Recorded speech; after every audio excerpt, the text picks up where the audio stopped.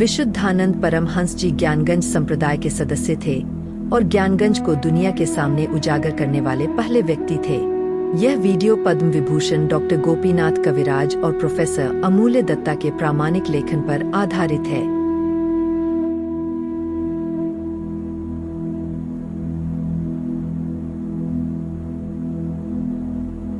ज्ञानगंज एक साधारण मनुष्य को एक असाधारण मनुष्य में बदल देता है जब वह परिवार में रहते हुए नियमित रूप से मंत्र ध्यान का अभ्यास करता है और दीक्षा प्राप्त करता है।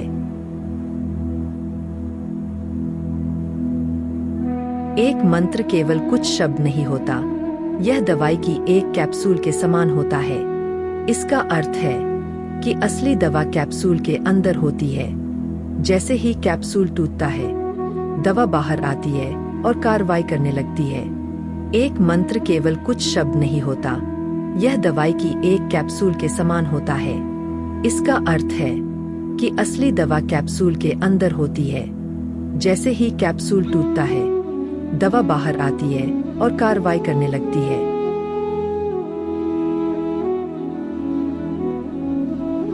मन 3 चरणों में विभाजित हो सकता है: शारीरिक शरीर, कार्य मन और मंत्र। मूल मन चित्त मुख्य है। कार्य मन सतह पर कार्यरत होता है, जबकि चित्त एक कंप्यूटर हार्ड ड्राइव की तरह है जिसमें हमारी सभी गतिविधियां होती है, चाहे वे अच्छी हों या बुरी, हमारे पिछले जन्मों में अभ्यस्त। एक उदाहरण देने के लिए, एक बाल्टी में गंदा पानी को कुछ समय तक ठहराया जाता है। कुछ समय बाद बाल्टी के निचले हिस्से में मल पड़ जाता है, जबकि बाल्टी के ऊपरी हिस्से का पानी निचले हिस्से की तुलना में साफ होता है। ऊपरी हिस्सा कार्य मन को दर्शाता है और निचला हिस्सा चित्त को।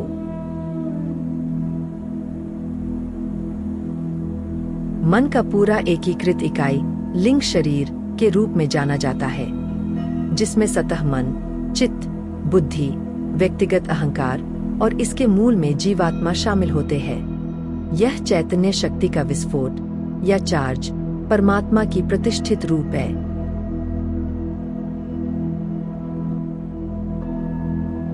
यह प्रक्रिया मंत्र और सतह मन के साथ शुरू होती है।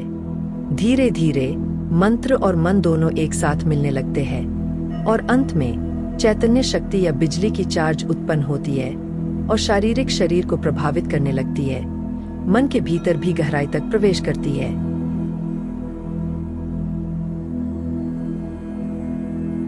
मानसिक अंतःकरण पूर्ण एकता है, जिसे लिंग शरीर के नाम से जाना जाता है, जिसमें सतह मन, चित्त, बुद्धि, व्यक्तिगत अहंकार और इसके मूल में जीवात्मा शामिल है। यह चैतन्य शक्ति का विस्फोट या चार्ज परमात्मा का प्रत्यक्ष रूप है। योग की प्रक्रिया इस परमात्मा को जीवात्मा से जोड़ने के लिए है। यह घटना तब होती है जब चैतन्य शक्ति, एक शक्तिशाली बल, कार्रवाई करना शुरू करती है और धीरे धीरे चित्त में प्रविष्ट होती है, जहां हमारे सभी पिछले जन्मों की गतिविधियां मौजूद है।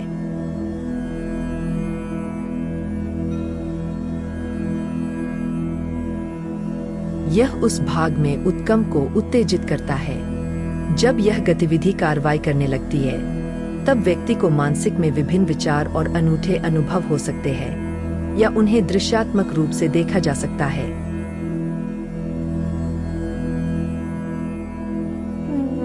ये विचार दृश्य कुछ मिनटों, घंटों या दिनों तक रह सकते हैं, जब तक चित्त को हिलाया जाता है। एक बार वह चित्त शांत हो जाता है, तब चैतन्य शक्ति और अधिक गहराई से प्रविष्ट होती है और अब और कोई अनूठे विचार या इच्छाएं नहीं रहती है।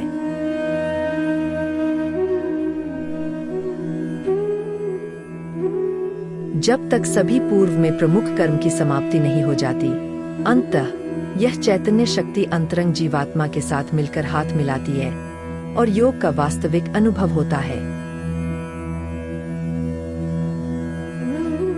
जैसा पहले स्पष्ट किया गया, जब व्यक्ति युक्त योगी बनता है, तब चैतन्य शक्ति शारीरिक शरीर पर कार्रवाई करने लगती है और शारीरिक शुद्धिकरण शुरू होता है। यह एक निरंतर प्रक्रिया भी है। चैतन्य शक्ति धीरे धीरे शारीरिक शरीर के विभिन्न स्तरों में प्रविष्ट होती है और फ्रिक्शन या झिसाई की प्रक्रिया के माध्यम से विषैले पदार्थों को हटाकर उसे शुद्ध करने में जारी रहती है।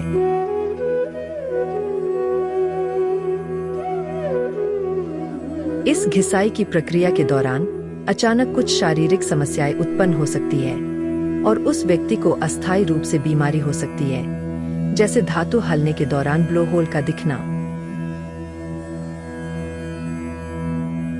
जैसे ही चैतन्य शक्ति अधिक गहराई से प्रविष्ट होती जाती है, व्यक्ति के सामने नए अनुभव होते रहेंगे जब तक शारीरिक शरीर में सभी अशुद्धियां पूरी तरह से निकाली नहीं जाती। प्रतिक्रियाएं अचानक हो सकती है, जैसे कटिंग कार्यक्रम के दौरान होता है। इस चरण के पूरा होने के बाद रोग मुक्त, शुद्ध शरीर और पूरी तरह से एक नया रूप होता है। स्पष्ट है कि जब मन, शारीरिक शरीर और लिंग शरीर सभी शुद्ध हो जाते हैं, तब युक्त योगी की स्थिति स्वचालित रूप से प्राप्त होती है।